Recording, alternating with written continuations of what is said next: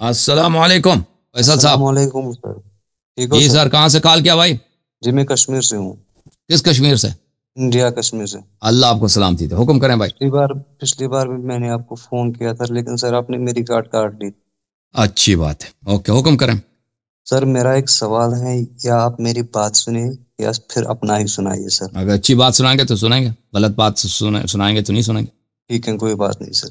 नहीं बात करना, शायद काट के चले गए। मिस्टर अब्दुल्ला, मिस्टर अब्दुल्ला, अस्सलाम वालेकुम। ओ मिस्टर अब्दुल्ला, कैसे हैं भाई? अस्सलाम वालेकुम शेखाना। खैरियत से हैं भाई? कैफ हालुक? ये हीटर वीटर कुछ लगा दें ताकि सर्दी ना लगे आपको। शेखाना।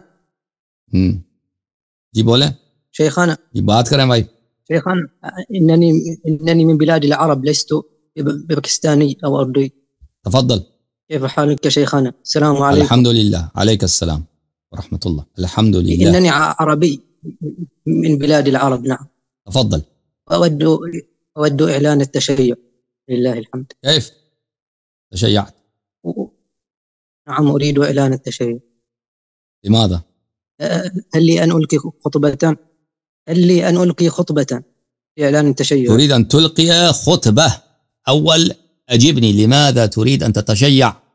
لأنني والله ما علمت الحق إلا عند آل محمد، أن سواهم ففي باطل وفي ضلال. نعم. أحسنت وبورك، أحسنت وبورك. تفضل، ماذا تريد أن تقول؟ أقول بسم الله الرحمن الرحيم. الحمد لله الذي يسلك بمن كان في العمى ويأخذ بيده إلى الهدى، ويحول من كان في الغواية والعماية إلى الرشد والهداية. له الحمد سبحانه كثيرا كما هو أهله، ثم صلاته وسلامه على الهادي البشير النذير السراج المنير محمد والهدى صلى الله عليه وسلم، منائر الرشاد وعلام التقى والسداد. أما بعد، فمن عرفني فقد عرفني، ومن لم يعرفني فأنا عبد الله. والله لولا الدولة الظالمة لعرفت بحسبي ونسبي، لكن بسبب الدولة الظالمة فإني أتحفظ على نسبي وحسبي. أما بعد، فإني أخوكم في الدين ووليكم بولاء الإيمان. لا فرق بيني وبينكم إلا أنكم وقعتم على الأرض أبصرتم نورها وأنتم على دين الولاء وأمر التشيع. حق لكم أن تقولوا لا عذب الله أمي إنها شربت حب الوصي وغذتنيه باللبن، غير أن أمري غير أمركم وحالي غير حالكم. إني ولدت ونشأت على غير ذلك، كبرت قليلا واشتد عودي ورجح عقلي، تقحمت هذا الأمر تقحما ما شاء الله. إذ اطلعت على الاختلاف بين المذاهب وعاينت الأدلة وشاهدت البراهين، فتحولت إلى الحق إذ أقررت واطمأننت إليه. بارك الله بك. غير أني حداثة سني وقلة تجربتي وعدم ثبات رأيي سلكت بعد ذلك مسالك مذاهب العامة، مالكيا فشافعيا فحنفيا فحنبليا فسلفيا، ثم رجعت لما عليه أهلي وآبائي. غير أني لم أمكث غير بعيد حتى عدت عودا حميدا إلى جادة آل محمد، إذ الهدى والحق فيهم ومعهم وهم معدنه. وبلغت سن التكليف وأنا ابن 14 سنة على مذهب آل محمد، أنا إلى الآن على ذلك ثابت القدم راسخها إن شاء الله. الحمد لله. وأنا في طول تلك المدة عانيت من الإيذاء قولا وفعلا، وإن كان قليلا ما عانيت، وعالجت من التقية ما عالجت، أحتسب ذلك عند الله تعالى. وقد كنت غريبا فريدا بين كل الناس، بعيدا عمن أنا منهم وفيهم من المؤمنين.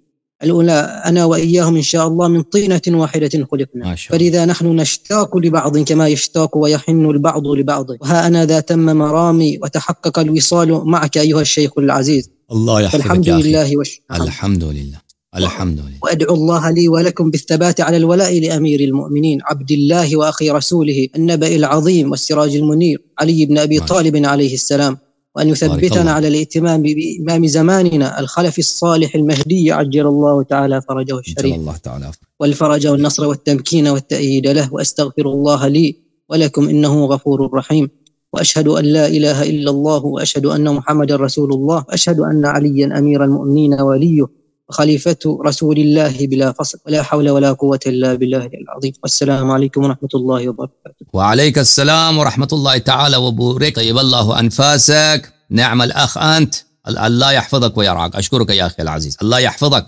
آمين. في غربتك إن شاء الله. آمين. الله معك، الله يحفظك أخي. أشكرك، بارك الله فيك. آمين. हमारे भाई थे अरब से, वो अपने तशय्यो का ऐलान कर रहे थे, उन्होंने कह दिया खुतबा पढ़ा اور کہا کہ میں نے مذہب حق میں نے صرف آل محمد علیہ السلام میں پایا ہے. اور یہ مالکی تھے، شافعی مذہب بھی انہوں نے دیکھا ہے، پھر حنفی بن گئے، پھر حنبلی بن گئے، پھر سالفی بن گئے، اور آخر میں سب مذاہب دیکھ کر انہوں یہ کہتے ہیں کہ میں نے دیکھا کہ حق صرف اور صرف آل محمد علیہ السلام کے اتباع میں. اور یہ شیعہ اثنا عشری بن چکے ہیں الحمدللہ رب العالمین. اور انہوں نے اپنے تشیع کا اعلان کیا، اور انہوں نے اپنا نام عبداللہ بتایا، اور فرمایا کہ اگر میں دولت ظالمہ میں نہ رہتا تو میں اعلان کرتا کہ میں کہاں رہتا ہوں، کس شہر میں رہتا ہوں، میرے والد صاحب کون ہیں، میں کس گھرانے سے تعلق رکھتا ہوں. لیکن کیا کروں کہ میں ایک ایسے کنٹری میں رہتا ہوں، ایک ایسے ملک میں رہتا ہوں جہاں کے حکمران ظالم ہیں. تو میں اپنے بھائی عبداللہ کا بڑا شکریہ ادا کرتا ہوں. اللہ ان کو جزائے خیر دے اور اللہ تعالیٰ ان کی حفاظت فرمائے. اوکے میرے بھائی.